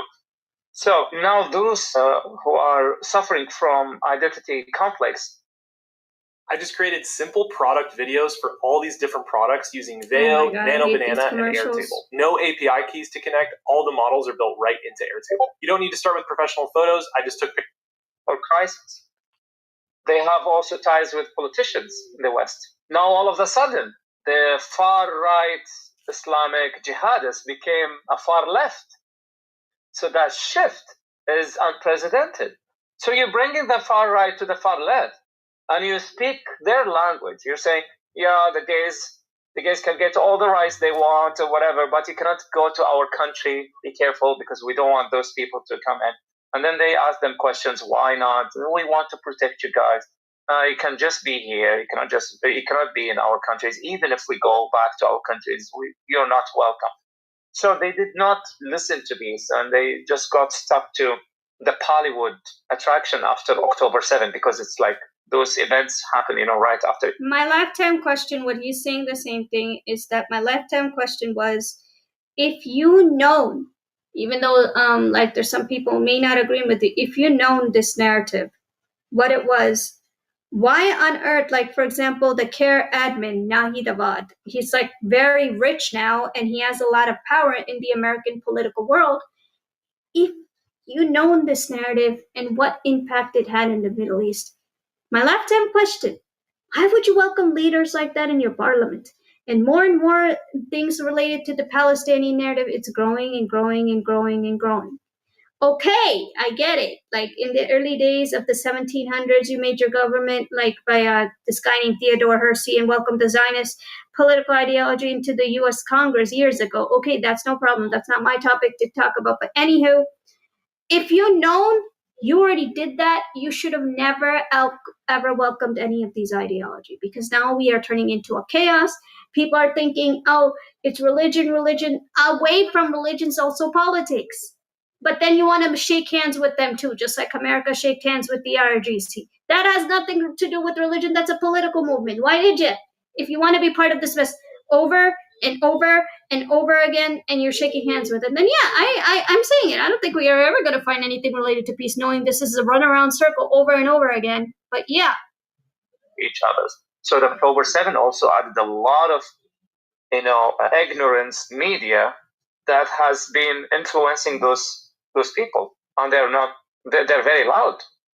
They have no reason in this life but to be in the streets scream, repeat words. They don't know what river, what sea. They just, repeating these lies. So the Bollywood, I call it the Bollywood because we have also a project working on it since October 7 called Gazawood. So that, for example, was like only dedicated to expose those lies and make sure that it's coming from me. It's coming from me who knows exactly how they think back then. And then the team is now doing a remarkable work, and we might release a movie. It's going to be like also something that everyone gonna like, everyone who seeking the truth, not the other side. So that's what I'm trying to say. This is how things are changing in the West. So the Muslim Brotherhood can change their narrative, they can change their speech, they can change their statements as they change their clothes. And then after they change their statement or position, towards any political subject, they are very easily reversing back to their original state and status quo, and then everyone has to accept it. So I think there's an awakening movement in the West. I've seen this in Germany. I've seen this in Geneva, in Switzerland. I'm seeing it like happening now, very slowly. But they want to make a impactful project to restore Europe, because Europe now we don't recognize Europe today. We don't recognize the first world countries anymore. Maybe in the United States, but here in Canada, for example, you don't believe how this country now became like first those people, and then second the indigenous people and the settlers. It's so sad to see this. When we go to the first world countries, Danielle, we want to see the culture of first world country, the Judeo-Christian cultures. We don't want to see anyone who lies about their religion and they try to infiltrate these societies and try to take it over. So, yeah, I think there is an awakening, and we're helping. We're helping the Western societies. I was successful with one of my friends to list Samidun, for example, as a terror. Okay, well, this is where I kind of disagree with him, especially after what I was told. We're helping. Well, we already warned as much as we could. Like Saudi Arabia warned, Moroccans have warned. There are many places have warned. But playing the sandwich game with these Islamic militant organizations, West is not doing itself a favor, even though the West wants to keep it under its control. People will be like, how is that possible? It is, because if you let it go, then the Muslim Ummah is going to unite. Now, wouldn't it? What Iran wants. So why not keep it under West control? But even keeping it under control, you are still kind of playing the back and forth war game. I was pretty surprised when I seen a couple of sources like on ChatGPT, even Google, that how America has helped fund weapons to the Taliban. I'm like, what was that for? So then, okay, for example, let's say you do kill the Islamic militant organization, as he is saying. Let's say 1% you do. Let's say you kill it tomorrow. It's okay. You just go ahead and do it. Get it out of our hair, right? You kill it tomorrow. But then who's going to buy the American weapons? France, Russia, they don't have anything they need to buy it for. Nobody does. If you look at it, who would want the American weapons? They're not getting into war. So who really is left as the victim card? And the Islamic militant organization. So it's kind of like a big weirdo runaround. Unfortunately, it's true, and it's sad for me too, but that is what it is. So this is where I kind of disagree with them. I wish stuff would change, but yeah, this is what it is. This group in Canada. And now the Samidun is also on the same chart in the United States as a terrorist group. And this was a huge achievement. And who are they? They are like a bunch of what's so-called Palestinians, and they want to take over. They want to take over the West, and they're burning their flags. They don't burn the Iranian regime flag. They don't burn Hamas flag. They don't burn the Brotherhood's flag, Hezbollah. They burn Americans and Canadians. And this is the message. Yeah. I know in Islam there's a concept of taqiyya, right? That you can be dishonest towards the non-Muslim. Okay, well, this is where I disagree. I'll give you 5 as an example of taqiyya. I laugh at people when people bring this stupid thing up. It's retarded in some ways if you look at it. That people ask, oh, in Islam there's taqiyya. I'll give you 5. Okay, so in Nazi Germany, when Muslims refused to help the Grand Mufti, was that Taqiyya telling Hitler, no, Jews are not with us. They're not hiding with us, and there's like no Jews here. Put them into burqas, put them into attics, basements, just to hide Jews and things like that. Was that taqiyya, or was that helping somebody? If I need to go to a birthday party and I'm invited to two birthday parties at the same time, but whoever gave me the invitation first, which party am I going to go to?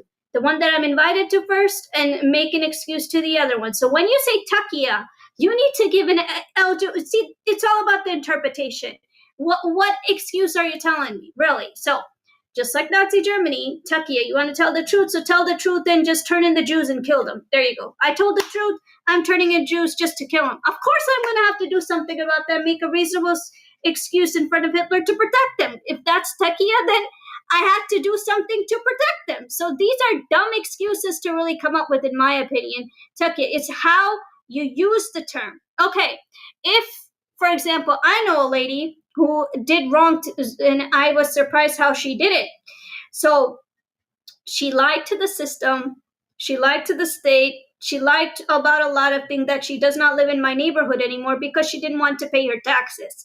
She wanted to do like stuff, fraud things online, right? And I'm not going to reveal her name for safety purposes, right? Now, is she doing taqiyya? That is a taqiyya, because she's lying to the state for her cause, and she wants to cheat the system of the state. And she said it with her own mouth, that I know how to cheat the system. That is a true form of taqiyya. You are doing it for your purpose. You are cheating everybody else, and you manage to get away with it. That is not taqiyya. If I need to protect Jews from Hitler, okay, I can tell the truth and just have them killed. Simple as that. Why not I just support the Mufti who wanted to support Hitler as a monarch, turn in my Jews? Oh, there you go. There's a true concept of taqiyya. I just spoke the truth and got him killed. You need to understand how this text actually works. So that's foolish. That's one thing I disagree with when Israel says it's taqiyya. You need to give an example. I gave you many. This is how it's supposed to be. Gain their trust and then change your words. It seems like they know how to take advantage of the gullible liberal democracies of the West. You have people like the gays for Gaza, right? If they were in Gaza, they would not survive, right? But why is it that so many governments struggle to confront them? Is it that they, like we said, they know how to take advantage of democracy even better than we do, right? I mean, is that why it is? Like, in 1979, you had the liberals helping overthrow the Shah, and then, once they took power. That's Iraq's story too. If people read about it, how did the prince get murdered? By militant nationalists. Let me repeat myself. How did the prince of the Hashemite kingdom get killed? By the militant nationalists. I've showed this on my stream already. Look at what happened to Morocco. A militant captain tried to murder his own king. The king trusted him with everything, and the militant nationalist captain tried to kill him. So I don't see how people don't get the pattern here, but you need to read about this stuff, dude. It is all linked to you, and everything that is there that I'm telling on this freaking mic, Jews were a part of all of that. They've seen the changes evolved. If you don't know history, you don't know how stuff changed. The first people that were executed were the liberals that helped them, right? It seems like history is just repeating themselves, right? Do you have any thoughts on that? Yeah, for sure. Look, there are two values they're using. It's poisonous values called taqiyya, that's one, and there's another one called tawriya. There are two values they're using in the realm of politics. Taqiyya is to lie openly about anything, because you are in a And I just gave one. Okay. Why did I have to lie to the Grand Mufti? Why am I hiding Jews in my house? I could just say, oh, here you go, Mr. Hitler. Here are the Jews in my house. You can take them in. Or no, I can show some empathy with this, which is what the monarchs did against the Mufti, is that, no, I'm not turning my Jews in, put them into like burqas, abayas, lock them up in a basement, lock them up in the closets, hide them anywhere as possible, and go under the table to give the children food, is what the Muslims did the times of Hitler. And I gave an example of, if I am invited to 2 birthday parties and both of my friends want me there, then I'm going to have to ditch one of them because I can't go to the party at the same time. So I'm going to go to the first invite and make a reasonable excuse that, hey, this is why I can't come to your party, but I have like a gift for you and your party. This I can give you, but I can't attend it this time. Maybe next time. Now, taqiyya, the third example I gave, which what it should be the proper, accurate example of. For example, this lady that lived in my neighborhood, she knew how to cheat the state. She knew how to cheat the state system, everything, and she was doing tax fraud. Some of the people discovered that is not her real identity. Whoever she was, some stated she was Mexican, some stated she was black, whatever she was, right? Not my problem. But all I do know is 2-3 years later, she's no longer in the neighborhood, and people are looking for her. She's nowhere to be found, and there's records and records in the government system how many times she had lied for her purpose, and her family, who's, I believe they're Mexican, who teached her like how to teach, like the cheat the system, right? So this is the form of taqiyya. You need to know what the heck you're saying and how you're giving the example. He's probably going to say it too for the parliament, but that's not for everything. Two states situation. There is the state of peace, which is the Islamic countries, and there's the state of war, is the countries who are not fully Islamic yet. So if you are in the state of war, and if me and you in a war zone now, and someone comes to me and say, are you JASIM al-Junaid? Because if you are JASIM al-Junaid, I'm going to kill you right now. I don't know how JASIM al-Junaid looks. I'm going to say, no, I'm not JASIM al-Junaid. I'm someone else. That's taqiyya. That's in the war zone, this is protection. So they are using it as one shield of protection. So they want to infiltrate in, so they need to lie in order to find that seat. There is tawriya. And tawriya is even more dangerous in my opinion. Let's, for example, if you have $20 in your pocket, and I beg you for $10. I say, Daniel, please, I only need $10, to fill my gas and then reach my destination. You're gonna say, I swear to God, I have no $10. I'm gonna believe you. But what's in your pocket is $20, is not 10. So that's tawriya. So that tawriya now, you can reflect it on any political action. Let's say okay, so I'm going to give you another example, like the Pakistani parliament. They have cheated their citizens for years. That's a taqiyya. Not so, like when the Sharia law says that you have to build a community, they build a community for themselves. Like my dad, I would never understand why the heck does he curse at Punjabis. I would just always look at him crazy, like, what's your beef, dude? You're always yelling Punjabi this, Punjabi that. So half of the leaders in the Pakistani parliament are Punjabis, and they ripped off the country by taking all the money and making themselves wealthy, while the citizens get nothing. So this is a form of taqiyya, okay? That doesn't apply to everyone. It's how you use this term and what exactly do you do? What exactly do you do? And I've said it. Parliaments have done it many times. If you want to pass a law, and you say like, okay, we have this in our constitution. You have it in your constitution. It says blah, blah, blah, blah, blah. But you're missing one word. I'm going to lie, and I'm going to swear to God that what you said is not truth. It's not truth. It's not the truth. And then I remember it well, but I only missing one word. So that word playing is also used in like the mayoral candidate in New York, and everywhere that you go around now in the Western countries, you see those people using also tawriya. In my opinion, the problem is when you have the state of war and the state of peace, and this value is something that they defend with their blood and souls. You see that there's no comeback from really restore the Judeo-Christian values back to the societies. I know this is very radical maybe as a solution, but I told the West, and I'm participating in a couple of think tanks.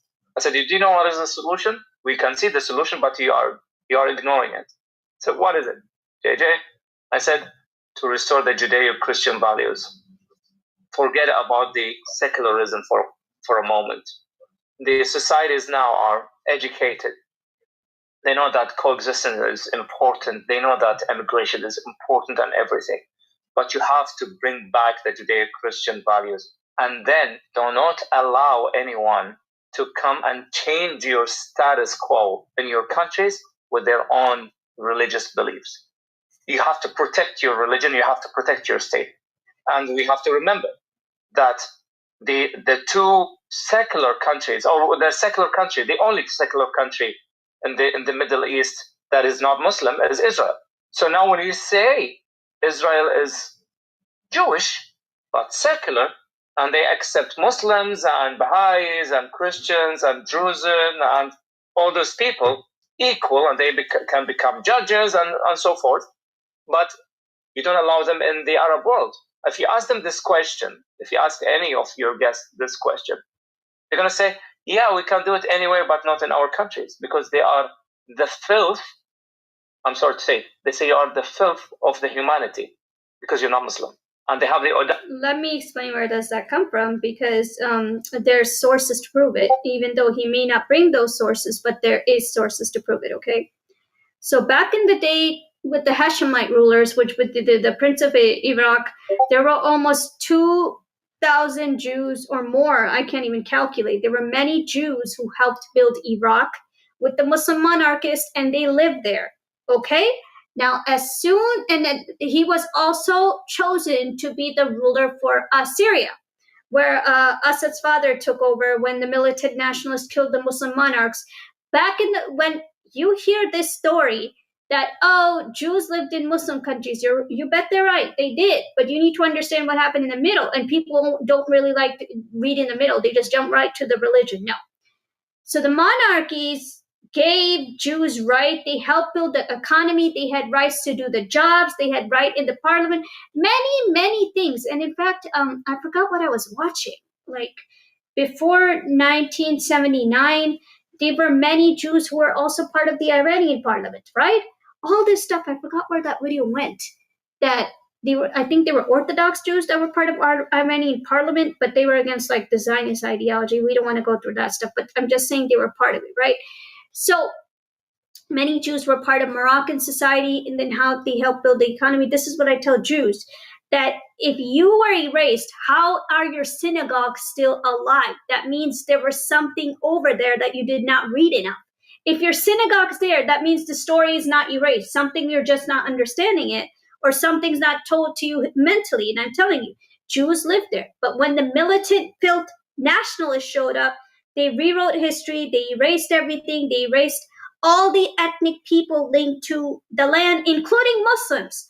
Only the Shia, Sunni Shia, Sunni Shia, Sunni Shia, Sunni Shia, this militant caliphate, dumb stuff that my dad curses on, that this militant caliphate needs to be just dumped into the dumpster and start all over society again with all the ethnic groups. Because when they see, oh gee, there are a whole bunch of Muslims, but not every single Muslim is part of the Shia Sunni sect. They're Muslims, but they're not all Shia Sunni. Like, for example, when Israelis say, oh, look what happened to the Kurdish. Oh, look what happened to the Alawites. Assad's family was an Alawite Shia. Kurdish are Sunnis. Kurdish are Sunnis. There's no such thing as a Kurdish Shia from what I know. But there's a Alawites Shia, right? So all the spread to the Shia term military ideology is, well, kind of just collapsed in the Middle East. So, and then the West came in the middle, who started to do business with these organizations, though, that I'm going to be close to the Sunni states or I'm going to be close to the Shia states. So it just turned into a little military battle in the Middle East. And that's what it is technically today. Until these militant games still live, there's going to be nonstop problems. These militant things just need to stop ruling the areas and have a real government. I didn't even know this. Aaron Becker, I understand he's an anti-Semitic guy, but one thing he posted about Pakistan is that how Aaron Becker stated that the Biden administration sent Imran Khan to jail because Imran Khan believed in a secular democracy and fix up the country and stop paying military a shitload of money to do wars or the West wars, right? So Biden administration sent him to jail, just like how Iranians are waiting for the Shah to come back. So it's like a little military trivia thing on the map. If you put all the countries and the continents together, it's a game of chess from all over. It really is. And it's crazy. And Jews are not going to get anything from this. But yes, It's a global military caliphate chess game in the entire continent. And that's what I'm saying. Until this military business shit lives, there can never be peace. Capacity to come to the Arab, to the first world countries and try to change that status quo. That's why there is an identity crisis in the Western countries. They don't know their values. They have to restore these values, Danielle. Otherwise, I think they're going to lose it. Now, growing up, what were you taught about Israel? When did you start questioning those narratives? Was there anything that surprised you when you started to study Israel for yourself? Nothing. My family did not say anything about Israel. They did not hate anyone. My father, I'll tell you the truth. My father did not like the Palestinians because they stabbed us in our back. And we've seen this coming from somewhere. I was 8 years old when Saddam and Arafat invaded Kuwait. This game, you're not ready for it.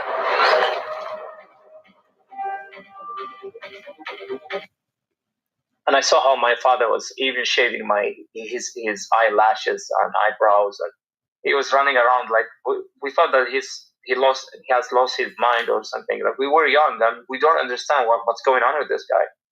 And he was targeted by those Palestinians because he helped them finding jobs in Kuwait and maybe sheltered them for a while.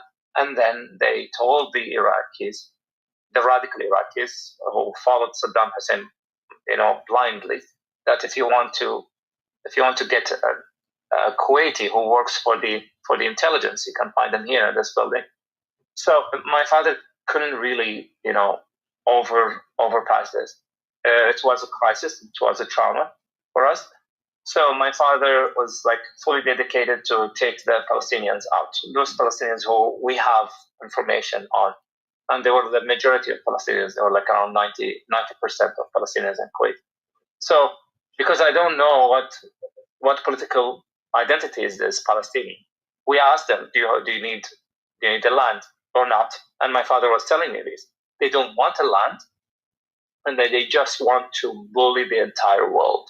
And they bullied Kuwait, and Kuwait has learned their lesson, and then they send them off.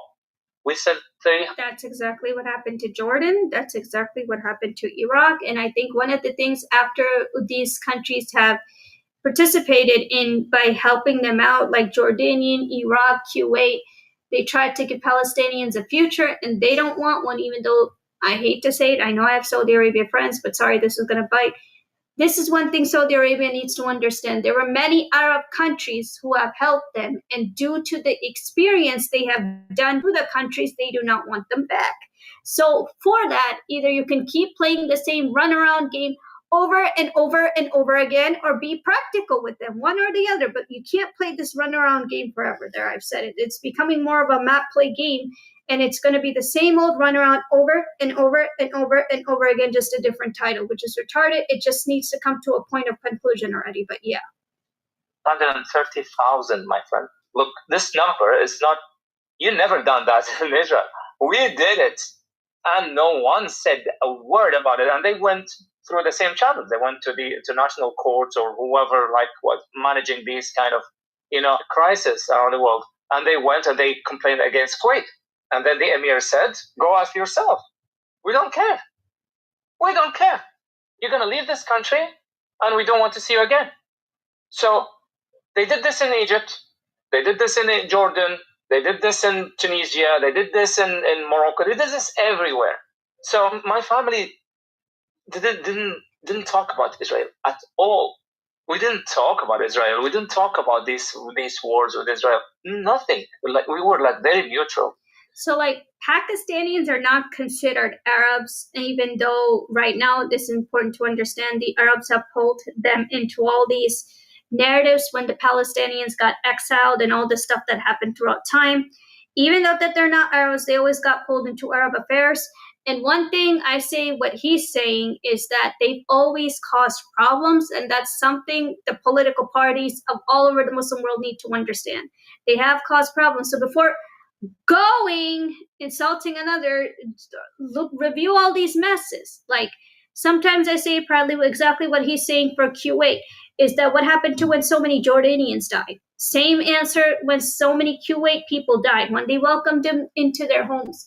It's in order for the Palestinians to have a normal life, and just like how I stated in the beginning, is that Muslim Brotherhood did rule at the time. So until the Muslim Brotherhood power lives, this ideology is just going to keep going into circles and circles and circles, same old thing, same routine, same stuff over and over again, and the West is going to just keep saying, "Oh, let's do peace." What's the operation? When you do treatment in a hospital on a patient, what is the operation? People want treatment. What is the treatment? Is the West going to do treatment or not? That's my basic question today after seeing the result with IRGC. So when the time comes, when I'm listening to my friends, from the other societies and other ethnic groups or whatever in Kuwait, I said, you know what? There's something that I need to find the answer for. Israel, what is it? What's going on with this country? And I was only 16 years old. We read about it. We saw that every single word written about Israel is a lie in our books. Then I started to really learn English and strengthen my English. I strengthened my English and I started to ask questions. I started to go on Talk and talk with Israelis. I talk with the Jewish Americans or Jewish British, and then I understood that there is something different than what is. I mean, hey, I was told too. I was like 7 to 8 years old. First time I met someone Jewish. The only thing I didn't understand is what connection they had to Israel till I got a little bit older. I know Israel was a continent or a state next to Palestine. That's about all I ever known. But what deep connection do they have each other? I learned as of today and things like that. And one thing I learned in my childhood, what he's saying also, is that Arabs have got into conflicts before, but in the end, we are not Arab Muslims to say anything. Why did they? We come from the South Asian tribe with the Hindus, the Balochis, the Sindhis, the Punjabis, and all these other Bengalis, all these other different ethnic groups, including the Parsis, which would be the Iranis, the Afghanis, and they have Pashtuns, who are part of the Afghan tribe. So we come from a whole separate tribe, right? And then when you get pulled into this weirdo narrative, it just feels so different that you have nothing to do with it. Why are we being pulled into something that has nothing to do with it? We say yes to Israel, great. We not yet, we don't know yet, but that doesn't mean we need to be the ones to say anything, all because the Middle East cannot decide what it wants. And that's exactly what I was saying, because Jews have lived mostly in Muslim countries compared to Arab Muslim countries. There's a humongous difference, and people just need to read about that. But yeah. Media trying to pass through our generation, and apparently you can go from 0 to a complete site in just a single prompt with Wix Harmony. I don't know if this is going to be possible. Or Vibe And then I said, you know what? I have no problems with them. I would love to meet one of them, and if there is a way, I would love to also travel. But we didn't have that option. Yeah.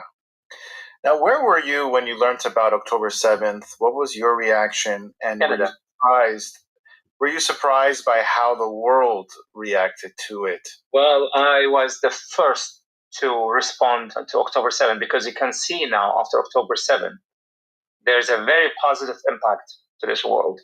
That we saw now Arabs started to be pro-Israel after October 7. And that only happened after October 7. I was there before October 7. I was there years before.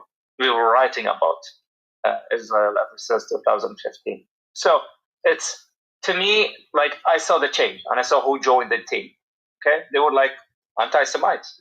They were attacking me, I'm nobody. And then after October 7, they started to realize that's the first point that I mentioned about those ignorant people in Kuwait, for example. I'm very patient.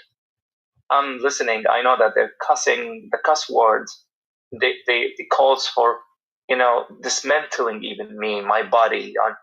They said very, very bad words, but I always see hope when I see these kind of, it's a peak. When you see the peak hits, I'm pretty sure during this process to go down to the normal levels, you will see people converting their opinions. Only the smart ones, maybe. So I was very happy to see those people converted. Okay, they were against me totally. Second, I did not stop there. my friend.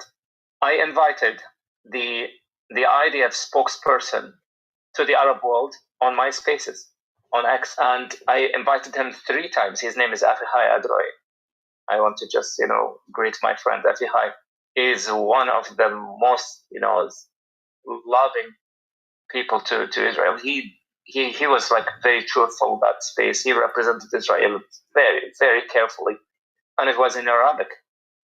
And it was an opportunity for those Arabs to come and speak with the IDF spokesperson to the Arab world. And through me, it was like, what kind of an experience is this, Jasim? Okay, thank you. We're gonna come. We're gonna cuss at you, cuss at him. Please, just swallow it, and then we're gonna ask you a question. And that was maybe the night. They were like, okay, everyone gets a pass, free pass. Okay, do you want to cuss? Go ahead. What am I, a pig? Again? Monkeys? Okay, you're done? Okay, what about Afihai? And I did this. I had a conversation with Afihai. I told him, you have to have a high tolerance, okay? I'm very provocative. So, just take it. And then they come and they cuss. And then throw a lot of slur words. And then they ask the question. And then they just leave with another cuss word or whatever. And that's it. 324,000 people joined that space. This was one of the second highest spaces listened to during that day in the world. The first one was Mario Novel, and I was second. So, and then I invited him once more. That wasn't after October 7. And I said, guys, you're saying that the war is 6 months and 5 months. I'm telling you, the war will never end. Gaza will never end. It's, instability. And I, unfortunately, after seeing the IRGC agreement, even though I'm in a emotional stress about this for the first ever time in my lifetime history, I am, because I feel like the military caliphate in the West is not accurate of making the choice. It feels like it wants the wars to continue, rather right or left, pay weapons and keep rotating back and forth from Saddam Hussein's days all the way up to now, which is crazy. And I keep having this weird fear, which I told my Jewish friend, although the conflict's going to return after 20 or 30 years. You need to come to a conclusion already. How long would this war game continue? And he said it too. Even I've accepted it. First, I was in denial. I'm like, nah, America can't do that. America can't do that. No. And whenever some educated people will tell me, no, it can. It's been doing. And I always used to look like I'm being anti-American. But after reviewing the sources, I'm 39. And now I'm saying it. Unfortunately, it's true. And he is, right. God knows what's meant to happen in the next 30 years. Or the next 8 years. So you're exaggerating. I said 8 years. You're not going to see nothing, that happens to Gaza but destruction. And you're going to see after 8 years something like a light in this region where they want to have an agreement, a statement, a constitution that builds new values for the Canaanites, what's called Palestinians, and then they have to integrate with this system, and then there have to be funds. I was telling them this back in 2023, and it's going on. The Board of Peace and what's happening in Gaza. It's not like a month or 2 months or 6 months project. So that was my position on October 7. I was going all the way, exposing them, and we opened the channel, the Gaza Wood and Hollywood, and I've released a lot of investigative reports following my, do you remember Durra? Muhammad al-Durra? Okay, so that intifada, the second intifada, I was the first Arab who released that investigative report. I think back in 2017, before they canceled my X account. And then after that, I released it once more to the English. He got canceled too, huh? So did I. I also got canceled out for revealing too much political information of the early time in political parties. That mine, he got second chances. Mine was completely terminated. I'm still harsh about that because it took me forever to build that up and get published articles, sources of things to put the pieces together. Yeah, just like how he got terminated, I did too. Speakers and to the Arab speakers as well. So I exposed Muhammad al-Durra as a stage, Hollywood, and then they did not believe it. They said, how come the guy is still alive? the boy is there, and the one who was dead is a different man with a different name and so forth. So I brought this again to October 7th, just to see if the peak is up there. I want to even edge it more, so the drop will be severe, and then when the drop is severe, people are awakened. So this was my strategy, and it worked very well for me, for the entire media and the Arab-speaking world. And now we have a lot of pro-Israel people. They speak Arabic, and they were anti-Semite. I'm sure about that because they attacked me. Mm-hmm. Well, now I want to speak a little bit about the Iranian regime. How do Gulf Arabs view Iran? And do you think that the West underestimates this Iranian threat? Because in America, they're kind of divided on this war, trying to hold Trump back. But how do Gulf Arabs actually see Iran? And what do you think about where we are right now? This is your brain when you're struggling to focus. And this is your brain when you're in the zone. But getting in the zone and staying there, that feels more like luck than something you can control. So that's why we made Brain FM. It's like a do not disturb setting for your mind, and it gets you focused in just 5 minutes. Using science and sound, Brain FM guides your brainwaves into an optimal state for productivity called neural phase locking, which lets different parts of your brain work together more easily. Compared to average music, Brain FM actually increases and sustains your focus over time, letting you stay in the zone for as long as you want. You can also use Brain FM for relaxation, meditation, and even sleep. But don't take our word for it. Join millions of others and try it yourself for free and see what you get done with Brain FM.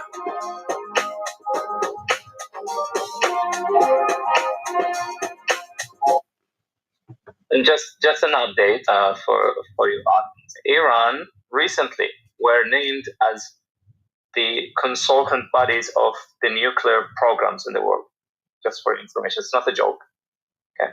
Second, 3 of the Iranian consultants now are in charge of one of the missions of the UN relating to human rights. So, when you see this, you understand that the problem is even deeper than, the raw view that we're trying to now analyze. It's very complicated. Those organizations needs to be watched and needs to be exposed all the time. That's why I really look highly of Hilal Noir and what he's doing now to the UN Watch. Maybe we're gonna talk about what happened there also in the gala. But again, so when you hit the pocket of the first world countries, when you locked the Hormuz Strait, the European countries started to change their views of the mullah regime because their interests were impacted, and we were saying these things for a very, very long time, and then they said they have the right also to rule and people chose them and whatever. We said that's not true. That's not true. And if you go to Iran today and maybe regulate in Kuwait, it's we're pro freedom of speech. Okay, it's a very liberal country. So the radical Islamists now are being targeted by the current emir, the one who applied every single project and every single call that I said in Kuwait before leaving to have a new constitution, and he is now. He has fraud. Okay, so let me review some of that, what he's saying, okay? Because this is really important, especially Israelis really need to understand this. The militant nationalists do not believe in any of these things, okay? So, once upon a time, there was a democracy in Pakistan. Iran, I think it was a monarchy country. I know somebody wrote me that it was never a democracy. I'm like, okay, you sure? Even under are you sure about that? And he's like, no, they were never. I'm like, okay, whatever it was, as long as everybody had rights. So these militant nationalists who rule now, they don't believe in anything, but they do believe in warfare narratives. So until their narratives lives in the stupid government, these problems will continue. I just put it into simple terms. And I don't know how he's going to say it for Kuwait, but yeah. Wasn't the constitution, now he's working on a new constitution. That was my dream. Second, is that the circus, the parliament, is to be seized, and to go after the radical Islamists who have faked their identities, got the Kuwaiti citizenship, and they started to talk on behalf of Kuwait, and then they made Kuwait look like another Kandahar, for example, in Afghanistan. So I asked to revoke their citizenship. I said they stole it, and just go through the records. You're gonna see that they have stolen, and they have faked their identities and documentations, and that happened. I know they revoked it from a lot of radical Islamists. So it's going on very well for Kuwait now to overcome the Islamist application, okay, which is it has been there after our freedom from Saddam and Arafat. So those countries are against the radical Islamists, against the Muslim Brotherhood, which is like totally on the same page of the IRGC structural organization. So we are against the Muslim Brotherhood, and the IRGC is with the Muslim Brotherhood. That's why you see Saudi Arabia now, they say we fight the Muslim Brotherhood inside Saudi Arabia, but we back them in Yemen and Sudan. So it's very complicated to talk about it, but in general, we have got to the point where literally anybody can build a fully working app without knowing how to code. This is base 40. Kuwait, Bahrain, and the Emirates, we see the IRGC as our enemy. And we have already mentioned that openly in our diplomatic channels. And Saudi Arabia did not call them enemies yet. So they think they can buy more time. Maybe the Mullah regime will be like a status quo for a while. It's sad to see, but I'm waiting for Mohammed bin Salman to become the king. It's another discussion for another day, maybe. So the first world countries, they see the GCC, their allies, as not on the same page. The GCC Council now is not a GCC Council anymore. We have no shared values in the GCC Council, and everyone is acting on their behalf. This was a very good start. Okay, so let me explain that how the Arab countries, even though they say they're united in worse times, but technically there are gonna be some particles that they're gonna be divided. Like Kuwait used to be part of Iraq, it liberated. Bahrain used to be part of Qatar, it liberated. I think UAE used to be part of Saudi, I don't remember, but it liberated. So all these countries that you see today that do not have the same views when they're part of one circle, but they do not have the same views when it comes to all this. This for us to see that Kuwait can defend itself without anyone. And this independency is something that I'm proud of, but it destroyed us. The Emirates has shown the world that they can defend themselves and even attack back. And thanks to all the Abrahamic Accords and all the deals of defense projects that helped Emirates to sustain those missiles and protect the foreigners and the national people of the Emirates. So it's complicated, but only a couple of countries now call the IRGC as enemies, and the rest are like trying to buy time because they're confused about their future, their political future. Do you believe that more countries will normalize their relations with Israel? Could they eventually, more countries join the Abraham Accords? And which countries do you think would join? I'm the last one who really value the paper. There are a lot of normalization going on behind the scenes. But the problem is that... he's not lying about that, because many Jews did tell me that under the table. Like, for example, Jordan's one of them. It keeps linked with Israel under the table. There's many Arab countries who keep linked with Israel under the table. The only reason it's not shown publicity because of the militant madness. That's the only, nothing else. The militant madness finds out, you're going to be dead. There are countries who doesn't know how to play the game. Politics is a science. In Saudi Arabia, for example, again, the ADL reports have shown recently that the anti-Semitic remarks has been, or sentiments has been, going to breaking the roof in Saudi Arabia. And that's because they had issues with the Emirates, and then they called the Emirates a Zionist state, whatever it is. So if you don't play the cards well and you don't play the politics well, then you're going to become a hypocritic country and a hypocritic state, a hypocritic leader. So this hypocrisy is eating them alive, and we are confused about their position.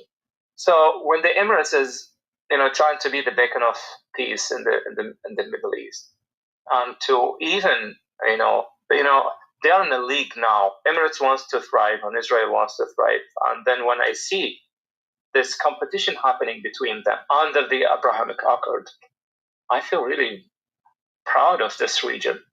It's going to somewhere like really well, and maybe we're going to compete with Europe and then taking over the what's so called the first world countries. Maybe we're going to write something else in our book that's not first world country. Maybe it's something else. Maybe the new youth countries become maybe the leaders of the world.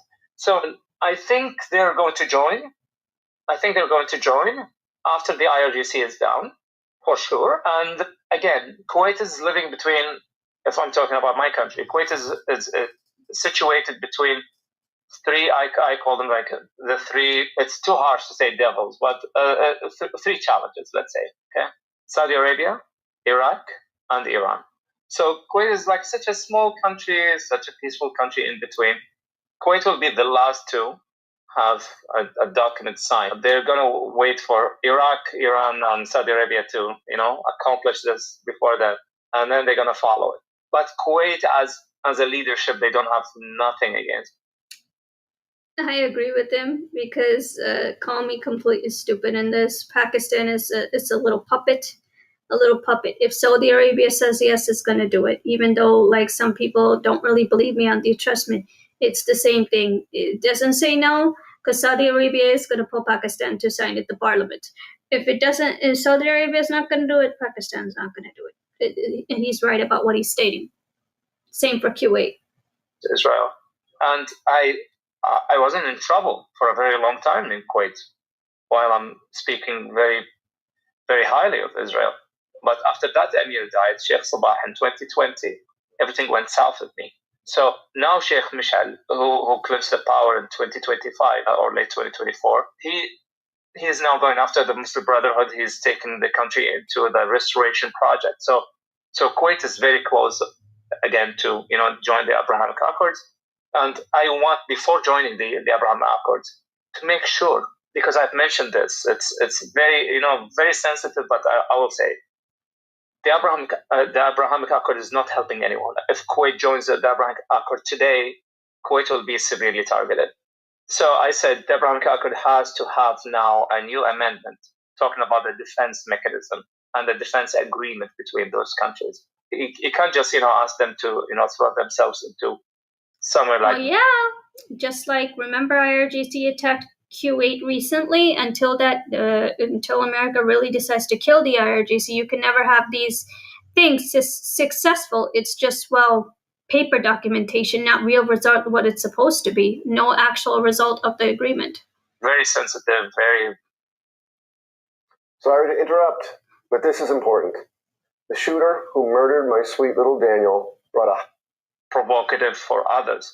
And then you say, okay, defend yourself, and then I'll stay away, and then we're going to, talk to each other through the phone.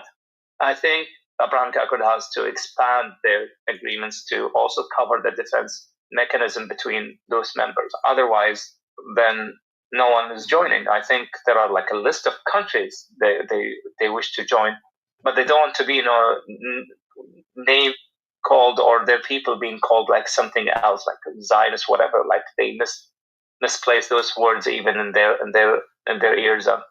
It doesn't sound good. So that's also my opinion about the Abrahamic Accord, that we have to really work on improving their relationship and insert some sort of defense agreement. Yeah. Now, you were honored at the UN Watch Gala recently. What were your takeaways from there? How did you feel? You can give us. No, Daniel. It was. I've been on stages, but this one I couldn't really control myself and my emotions. when I was sitting behind the curtains waiting for my turn to come, Hillel had an idea. And Hillel is like full of surprises, believe me. So he said, you know what, JASIM, you're going to be our surprise guest. I said, what do you mean? I'm also invited to the VIP cocktail, but they said no one maybe would recognize you without this. So just be there. Just be there. So I was in the VIP cocktails, and it was really nice. And then we moved to the report, and the report was impressive. It like calling them out, Francesca Albanese and her husband and their network, and it's amazing. And even the change of those first world countries' positions against Iran and against those corrupt files, it's like nothing short of noble, really. What Hillel Neuer has done with his team. But I was standing there waiting for my turn. Before I got to my turn, I was sitting on a table next to one of the speakers. She did not even recognize me. And then we were sitting next to each other, and they tapped on my shoulder and said, it's your turn. So I moved, and I had my dishdasha, we call it dishdasha, and petra, and agal. I had these three pieces waiting for me in the backstage to change. So I changed, I put them on, and then I was waiting. As I wait, Hillel Neuer was trying to introduce me now because it was my time. And then when my time comes, he said, we had a remarkable, rare moment of truth in the UN Watch. And then when my picture came on the screen, and we had like a bunch of people were there, and I don't recall the number, but it was the hall was filled with people. And then when my video came up, everyone chanted and screamed and applauded, and I was just watching behind the curtains, like on the side curtain where I can't see the screen there. I was like, I killed. I couldn't handle this. I said, I know the people in this room, but they don't need JASIM. They don't need someone like me to come and just say the truth. They've been saying it for a very long time. I'm just trying to amplify their message. And then I'm now, trying to put myself into that situation. I really, I couldn't hold my tears. And then I was just standing there, listening to people, applauding and screaming and all supportive words I've heard. It's like I left a very quiet place into something else. And then when I came on the stage, and he said, now I want to let you know that JASIM is with us here. He has joined us, and he's our surprise guest. JASIM Dre, please come to the stage. And then when I walked in the stage, it's unbelievable. Everyone stood. They were applauding and saying words. I couldn't hear much. The memory of my mom and the memory of everything I've been through, it was flowing and flashbacks very quickly ever since I started writing into 2015, and after all the way until today. I was overwhelmed, and when I looked at the people and I started talking about my speech, and then when I concluded my speech, I went down. After I had Hillel, then I went down to my... Man, these commercials. To my table. Almost everyone, were lining up just to come and shake my hands and hug and, kiss and, just share, gratitude, words with me. And then I was repeating the same words. I said, don't thank me. Don't thank me. I thank you guys for standing your moral grounds. You kept your moral grounds up. You did not lie all these years, and you kept your values. And that's why someone like me or others are joining this team, just to support your cause, because you are matching with our principles. So it was really remarkable. It was very touchy. And I'm really grateful for those people, really, who came just They said, we just want to hug you. We felt you and we cried with you. We just want to hug. And what are you doing? Where are you now? What is going on with you? They also offered their condolences to my mom. Then it was something else. Like, I'll never forget this. Wow. Yeah, I watched the video and I saw how emotional you got, and I could just imagine being in the crowd, how that would feel. And I appreciate that. Maybe we can share that clip in this interview afterwards. But I want to really thank you for your time, for your courage, your bravery, standing for the truth, despite all the backlash that you received. We value it, and we appreciate everything that you do. Just as a final thing, what would be your final message, and what would you send to young Arabs, young Muslims who agree with you, but they're afraid to speak, they're afraid of the backlash? What message would you have for people that would want to stand with us, but they're just afraid? Yeah, very, very good question. Well, my last word is don't speak. Don't speak right now. Just, don't support the other side. And that's a very big help. I don't want them to go through what I've been through. I don't know how tolerant they are to, abuse and backlash. And they have families, and they don't know what, being a refugee is. It's not easy. You're building a new life after building like a very successful life. And then when you go elsewhere, it's like starting from zero. But I did not feel that way emotionally. But I think in the near future, I think I'll be like going back to building something, because I also announced that I'm after establishing a watchdog, a MENAT watchdog. It's going to be something that is also influenced by UN Watch. I would say, like, if you're in danger, don't say anything. But I don't want you to support the other side as a defense mechanism. Just don't say anything. If you're not in danger, maybe you can join our spaces and listen more. Ask the difficult questions. I know who I am defending. I know they are not people I'm defending. I'm defending myself, defending Israelis or Jews. That's me today, is to be truthful and to expose the lies, and they are going after this.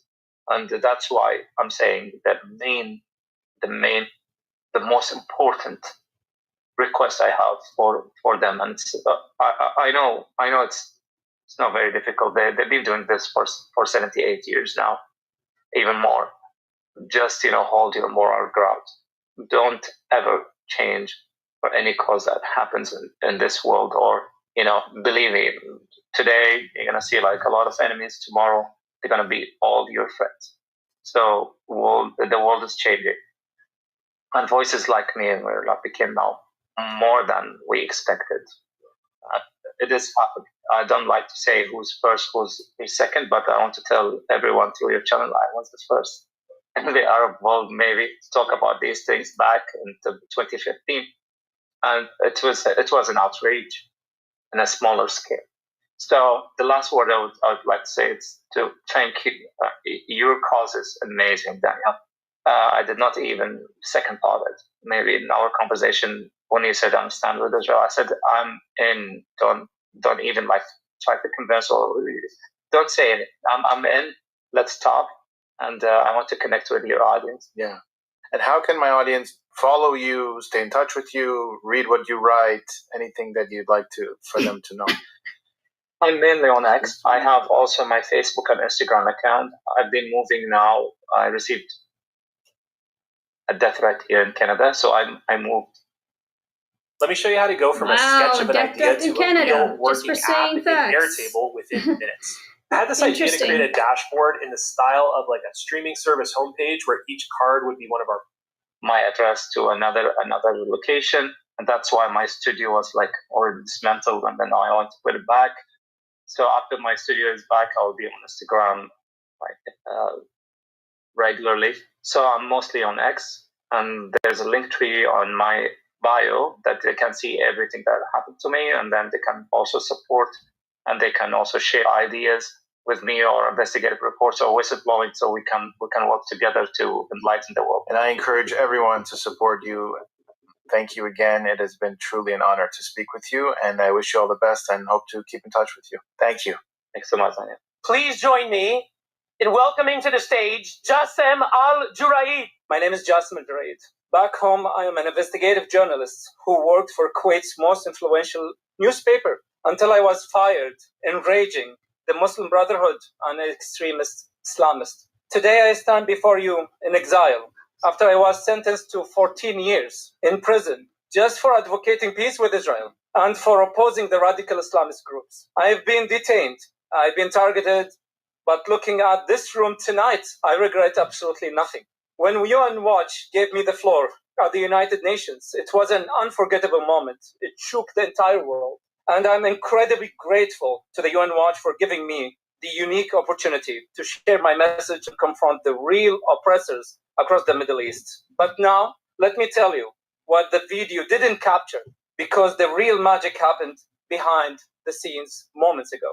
As Hillel was helping to fill me with courage and to polish my speech, there was an instant right before I took the floor when we realized that a very special moment was about to happen. At the United Nations, the narrative is always that Israel is the villain. We were about to flip the narrative on its head and deliver a rare moment of truth. It is hard to describe the feeling, the rush of adrenaline that comes before a moment like this. But we all felt and knew the immediate impact we have and we would have. And we didn't stop at just one speech. That same day, I took the floor again to defend Saudi Arabia and Yemen and to bring the name of Somaliland into the council for the first time in history. And I can't explain how grateful they were. What shocked me the most was not how diplomats in the room reacted. That was expected. But the reaction from the Arab media. Across the Middle East, my speech was widely covered with such outrage and anger. Why did that shock me? You ask. Well, it is not often that the Arab world is so united on anything. Brought them together. In a strange way, maybe our speech brought them closer together. But in all seriousness now, our moment at the UN was deeply personal to me. A few weeks later, I lost my mom. Because of my exile, I couldn't bury her. I couldn't touch her face for the last time. I have paid a heavy price for speaking the truth, but I rest easy knowing how incredibly proud she was of that moment. She understood that the truth is worth everything.